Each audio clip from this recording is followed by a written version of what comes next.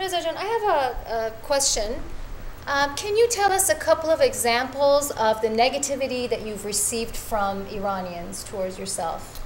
Well, one of the unusual things that happened repeatedly was that people were reaching out to me wondering why no one had spoken to them, why they hadn't been contacted, or why for the show, or like, you know, my son's a dentist, he's got a very successful practice, and then she told me where the practice was, and why didn't anyone come talk to him? And you know, my thoughts were, you know, like, how do I know? Inappropriate. I don't know why they didn't contact you. Right. Hopefully next time they will. I mean, I can put your name in the jar. Like, I don't know how to address that. You know, there's really nothing for me to say. I was just shocked that so many people wanted to know from me why they had not been contacted. And honestly, I don't know. And so this Dr. Nelly, this sort of comes up Sense as of entitlement. Oh, jealousy. First of all, Isn't it I think jealousy? it's more entitlement. And also, I think for a first show to break into, you know, pop media or media, American media, you know, the expectations are, okay, so we have not been represented for so many years, or if we have, it's been very negative, you know, terrorist or so forth. And now suddenly there is this opening, and of course the expectations are going to be 200%. So I feel it. I feel, you know, combining that with sense of entitlement, with all the rage and all the expectations, you know, being immigrants, having sacrificed so much to come here for a better life. And here we are on the big screen. And so it might be a letdown to some, but why is it that as a community, we're not able to differentiate kind of, okay, this is a reality show. These are characteristics of a reality show. These are courageous individuals, in my opinion, who have opened up their homes and lives and life stories to everyone across America. And for me, I admire that. I celebrate it. I celebrate Reza's coming out. It's very easy, sorry to interrupt you, to sit at home and critique and criticize someone who has the courage, and I challenge you to live your life with as much transparency as I do and sit back and listen to what people have to say.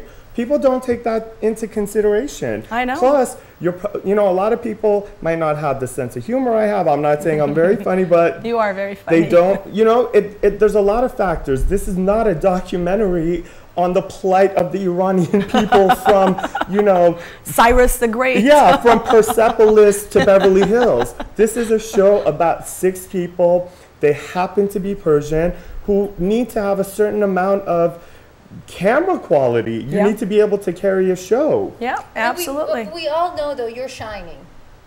Do you acknowledge that? You know, a little that bit. You're the star of the show? A little bit. I mean, people tell me that. Yeah, and so my first question to you was not that this was necessarily you told me that the reason why you joined this cast was to shed light on the, you know, something your I'm life, to passionate open about. up. Yes, you're openly Absolutely. gay. That's wonderful. You Yes. know? But besides that, doesn't that give you ambitions to continue? Because, you know, you're getting a lot of attention.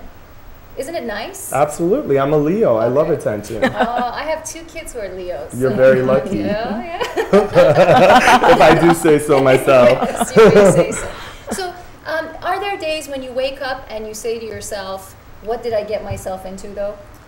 Yes, absolutely. You know, when I hear that someone in my family was criticized or they had to defend me somewhere or something that is really about me affects them in a negative way, that upsets me. Okay. But I have very thick skin. I'm very strong.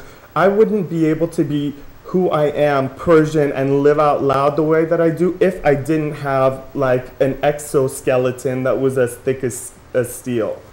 Because I've heard it all. Growing up, forget the show.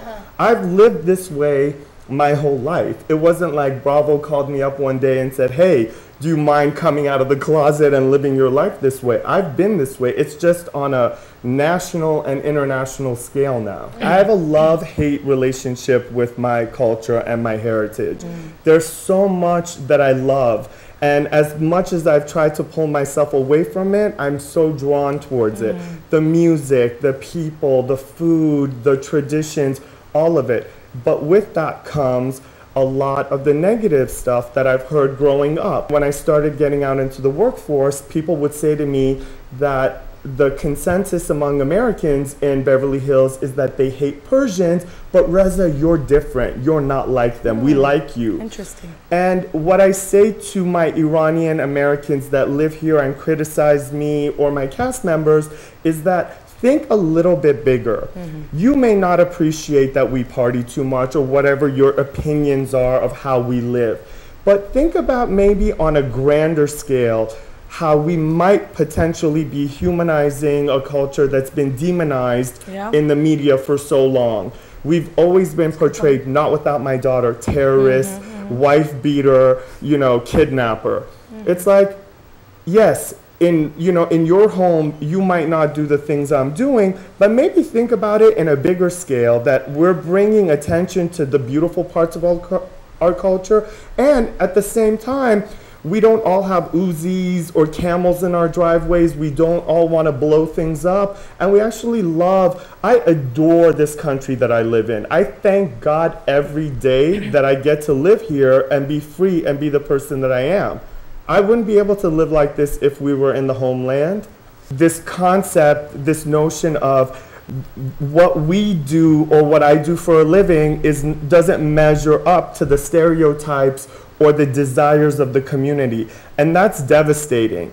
People need to do what they love, and you're not lesser of a human being in our culture if you're not a mohandis or a vakil or a doctor. I love this.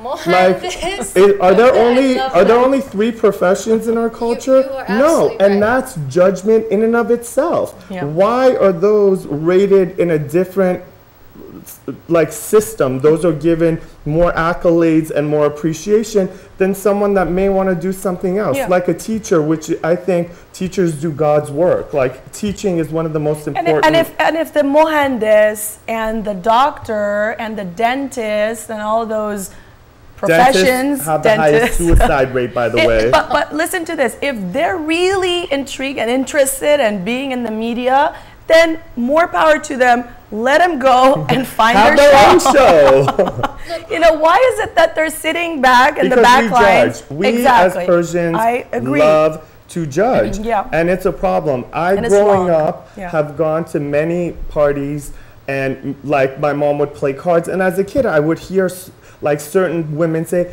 "Oh, shenidi pesar folani Bentley kharide." Like, okay, so what? Like, do we value people in our culture that own Bentleys more than people in our culture that drive a Prius? Why do we have? We do. But why do we do that? Yeah, exactly. Why do we do that? Right. Or is the Bentley driver more valuable? What about his beliefs, his morals, his character? Does he do any philanthropic work? What about that? I think that is a problem that I try and overcome in my own life, and I've struggled with it. And I challenge people to look inside. I'm not saying everyone in our culture struggles with that problem, but whatever it is about me or my show that bothers you, there's a reason, because it's hitting something within you that you don't like about yourself. Hold the mirror up, look inside, deal with your own stuff, then start pointing your fingers at me.